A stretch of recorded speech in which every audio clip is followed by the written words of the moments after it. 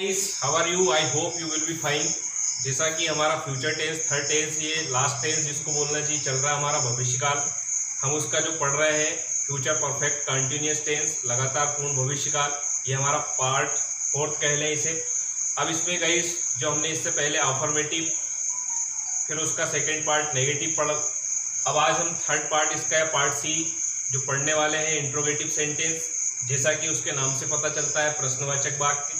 अब guys you know कि इसमें हमेशा दो कंडीशन से अप्लाई होती है। फर्स्ट वन होती है आपकी, यदि आपका सेंटेंस क्या से स्टार्ट हो।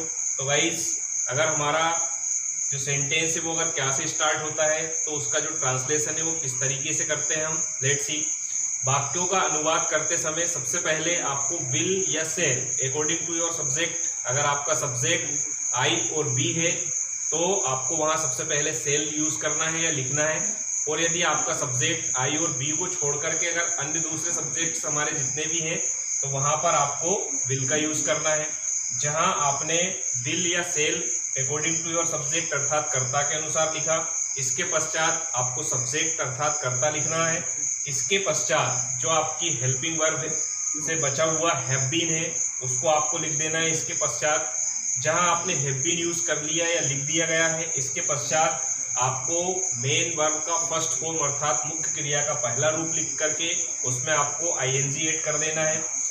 इसके पश्चात जहां आपने मेन वर्ब की फर्स्ट फॉर्म लिखी उसमें आईएनजी ऐड कर चुके हैं तो वहां आपको ऑब्जेक्ट अर्थात उसका जो कर्म है, उद्देश्य वाक्य का, वो लिखना है। जहां आपने ऑब्जेक्ट लिख दिया है उसके बाद आपका जो समय है आपको देखना है गाइस कि आपका टाइम जो है डेफिनेट और इनडेफिनेट, आपको सिंपली ये रिकॉग्नाइज करना है कि जो समय दिया गया है वो निश्चित है या अनिश्चित है। तो गाइस अगर आपका समय निश्चित होगा तो आपको सिंस का यूज करके टाइम लिख देना है। और यदि आपका समय अनिश्चित है, इनडेफिनेट है, तो आपको वहां पर फॉर का यूज करके समय लिख देना है।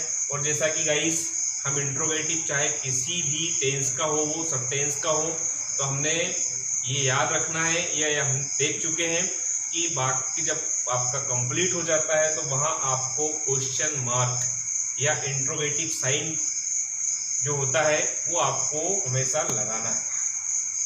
तो गाइस हम देखते हैं आपका जो रूल्स किस तरह से प्रिपेयर हुआ है। सबसे पहले आपको विल और सेल आपके सब्जेक्ट के अकॉर्डिंग लिखना है, फिर आपका सब्जेक्ट आया, फिर हैव बीन, फिर उसके बाद main verb first form plus ING plus object and then since or for plus time and then question mark. अब गाइस हिंदी के अकॉर्डिंग अगर आप देखें तो आपका वही विल और सेल, फिर आपने कर्ता लिया है, फिर हैव बीन लिया है, मुख्य क्रिया का पहला रूप लिखा है, फिर उसमें आपने आईएनजी ऐड कर दिया है, फिर कर्म लिखा है, फिर सिंस या फॉर का या आपने यूज किया है, फिर उसके बाद जो भी आपको समय दिया गया है वो आपने लिख दिया है, पूर्ण विराम, और यहाँ पर इसका पूर्ण विराम होगा आपका क्वेश्चन मार्क। तो guys let's see some examples. क्या शुभम सुबह से मेरा इंतजार कर रहा होगा? तो गाइस यहाँ सब्जेक्ट की अगर हम बात करेंगे तो आपका सब्जेक्ट शुभम है यहाँ पर, तो उसके अकॉर्डिंग आपको हेल्पिंग वर्ब विल का यूज कर देना है। तो आपने सबसे पहले विल यूज किया या लिखा है, फिर उसके बाद आपका सब्जेक्ट शुभम आया, फिर आपने हैव बीन यूज किया।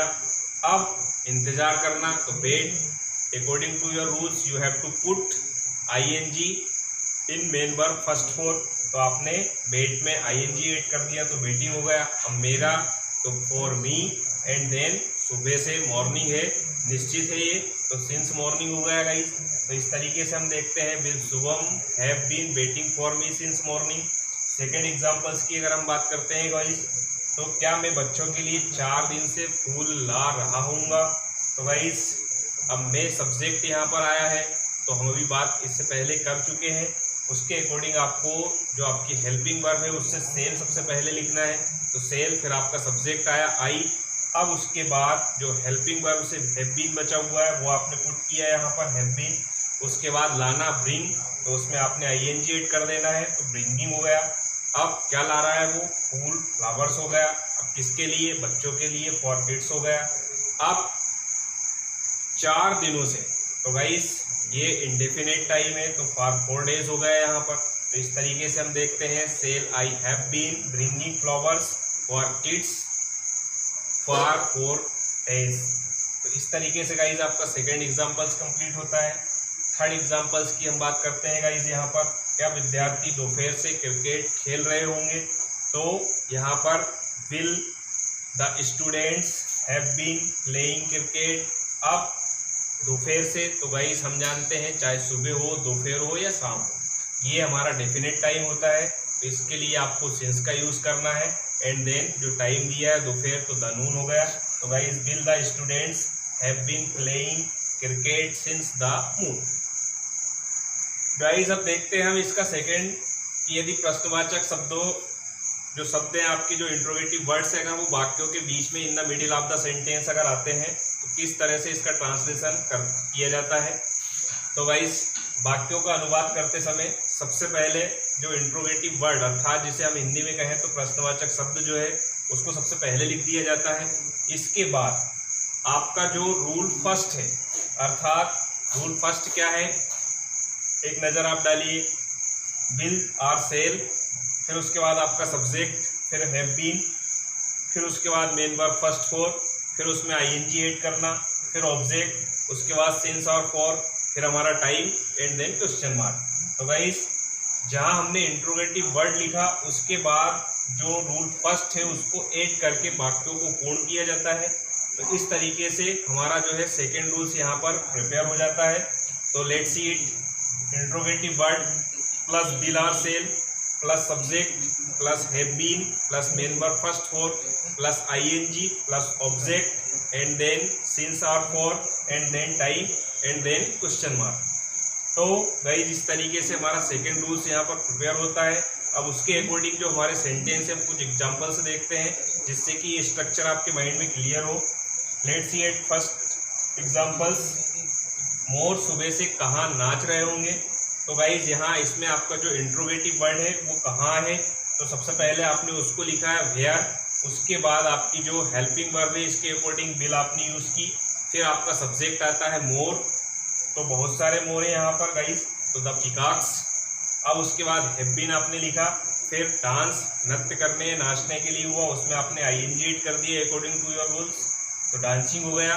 फिर हमारा जो है सुबह से, तो गाइज हम बार बार जो हम अभी तक देख चुके हैं कि जो भी हमारा डेफिनेट टाइम होगा उसके लिए हमें सिंस का यूज़ करना है, तो हमने सिंस लिखा and then morning and then question mark. तो guys where will the peacocks have been dancing since morning, तो मोर जो है सुबह से कहाँ नाच रहे होंगे। इस तरीके से आपका सेंटेंस कंप्लीट होता है। फिर हम बात करते हैं सेकेंड एग्जांपल्स की गाइज। यहाँ पर वह 2010 से किस कारखाने या फैक्ट्री में काम कर रहा होगा।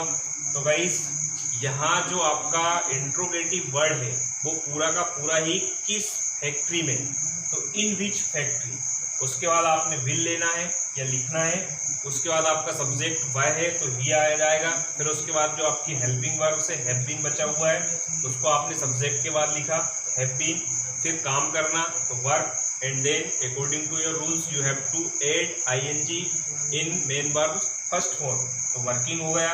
अब 2010, तो गाइज ये भी एक डेफिनेट टाइम है हमारा, तो सिंस 2010, तो in which factory will he have been working since 2010। ये आपका सेकेंड एग्जाम्पल्स कंप्लीट होता है गाइज। थर्ड एग्जाम्पल्स की जब हम बात करें तो इस कक्षा में विद्यार्थियों को सुबह से कौन पढ़ा रहा होगा। तो गाइज यहाँ पर आपका जो इंट्रोगेटिव वर्ड है वो कौन हुआ, तो सबसे पहले आपने लिखा है हु, उसके बाद आपकी हेल्पिंग वर्ब विल आई।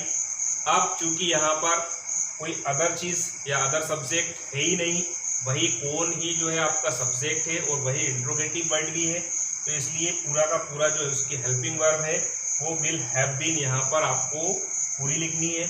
अब पढ़ाना तो टीचिंग हो गया गाइस। अब इस कक्षा में इन दिस क्लास हो गया। अब सुबह से तो हम देखेंगे सिंस मॉर्निंग, तो who will have been teaching in this class since morning.